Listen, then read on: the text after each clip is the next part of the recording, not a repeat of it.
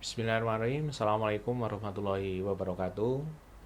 Perkenalkan, saya Dwi Eji Nugroho dari Prodi Kedokteran Gigi UMY. Pada pagi hari ini saya akan memberikan kuliah tentang material tumpatan komposit. Komposit merupakan material restorasi gigi yang berjenis polimer dengan topologi kimia crosslink yang terdispersi oleh silika, gelas, kristal, atau filler organik serta berikatan dengan matrik resin melalui coupling agent. Gambar tersebut menunjukkan tumpatan gigi komposit yang sewarna dengan gigi. Komposit mengeras melalui reaksi polimerisasi karena komposit merupakan salah satu material polimer. Tahapan reaksi polimerisasi sebagai berikut. Yang pertama, tahap inisiasi.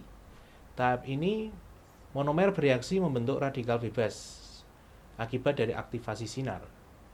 Tahap kedua adalah propagasi. Tahap ini monomer-monomer yang telah bereaksi berikatan membentuk polimer. Dan pada tahap ketiga, monomer-monomer yang telah terbentuk rantai polimer dan akhirnya komposit mengeras atau setting. Klasifikasi komposit yang pertama adalah tradisional komposit. Mungkin ini sudah tidak digunakan lagi. Jenis ini merupakan jenis komposit pertama kali ditemukan. Yang kedua adalah hybrid komposit, merupakan jenis komposit yang memiliki kombinasi filler particle sehingga minimal ada dua jenis filler dalam komposit tersebut, seperti contoh kombinasi partikel silika dan glass. Penggunaan klinis jenis komposit ini untuk kavitas kelas 1, 2, 3, 4 atau kavitas yang menerima beban pengunyahan yang tinggi. Yang ketiga adalah small particle filler komposit. Jenis komposit ini memiliki komposisi partikel filler yang kecil dan dapat juga kombinasi filler. Penggunaan klinis komposit jenis ini yang digunakan untuk kavitas yang tidak terlalu berat dalam menerima beban pengunyahan, yaitu kelas 3. Dan yang keempat, jenis keempat adalah microfill komposit. Jenis komposit yang memiliki komposisi partikel filler berukuran mikro. Penggunaan klinis dari jenis komposit ini adalah untuk kavitas yang sangat rendah dalam menerima beban pengunyahan. Yang kelima adalah packable hybrid, jenis komposit yang dalam sediaan padat.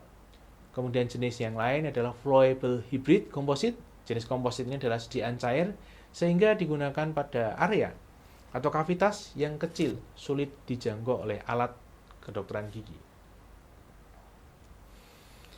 Flowable komposit, seperti yang telah saya singgung tadi, bahwa jenis komposit ini memiliki konsistensi yang bisa mengalir, sehingga jenis komposit ini digunakan untuk kavitas dengan akses yang sulit dijangkau, seperti pada daerah permukaan proksimal gigi. Packable komposit, jenis resin komposit dengan sediaan padat, sehingga jenis ini digunakan untuk area kavitas yang menerima beban pengunyahan yang besar agar kekuatannya meningkat. Konsistensi atau viskositas jenis komposit ini mirip dengan adonan amalgam, sehingga dokter gigi dapat membentuk anatomis gigi dengan mudah. Resin komposit itu tidak dapat melekat atau beradhesi dengan struktur gigi tanpa adanya bahan adhesif.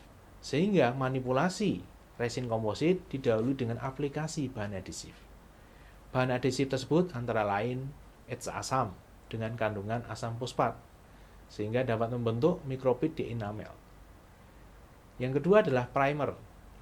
Primer merupakan material resin dengan viskositas rendah untuk mendukung bahan bonding berikatan dengan dentin.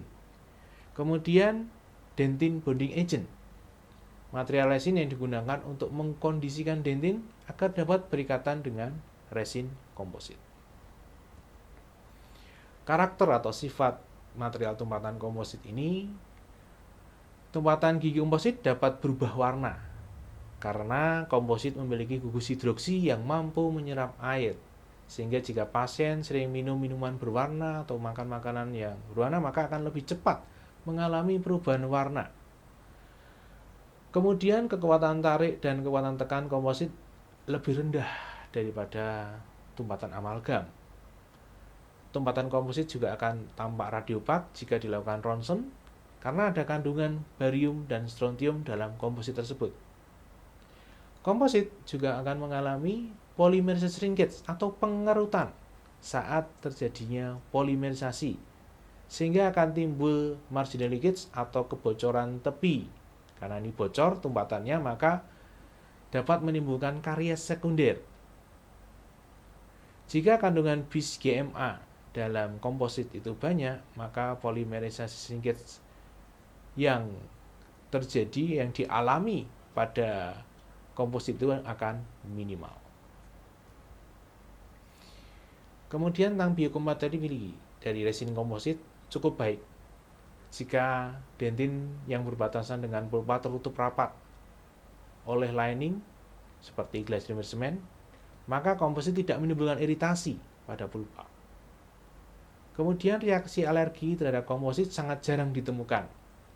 Biasanya reaksi alergi ini disebabkan oleh kandungan hema dalam komposit. Jika dokter gigi tidak menggunakan alat pelindung diri yang baik, maka akan terjadi reaksi alergi seperti pada tampak gambar tersebut. Demikian kuliah tentang material tumpatan komposit. Terima kasih. Wassalamualaikum warahmatullahi wabarakatuh.